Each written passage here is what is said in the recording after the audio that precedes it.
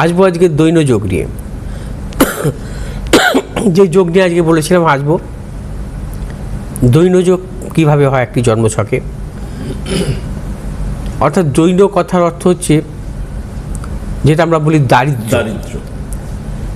আমরা অনেকে বলি না দারিদ্র্য যোগ রবি শুক্রের, ওটা কিন্তু নয়।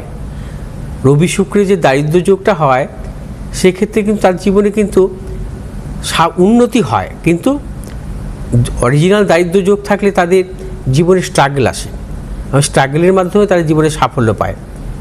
কিন্তু দৈন যোগ যে দারিদ্র্য যোগ, এই যোগ অনেক কারণেই হয়ে থাকে একটি জন্মছকে।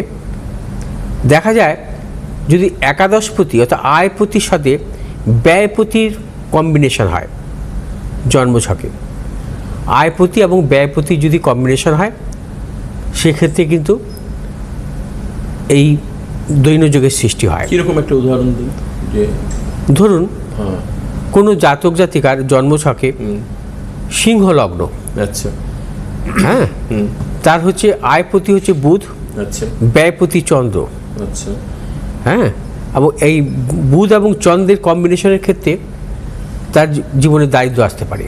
আচ্ছা, এবং সেটা হচ্ছে তার জীবনে মানে প্রবল দারিদ্র্য আসতে পারে। আচ্ছা, তার জীবনের প্রতিটা ক্ষেত্রে অর্থনৈতিক উন্নতির ক্ষেত্রে বাধা বিড়ম্বনা আসতে পারে। আমরা দেখেছি পূর্বপুরুষদের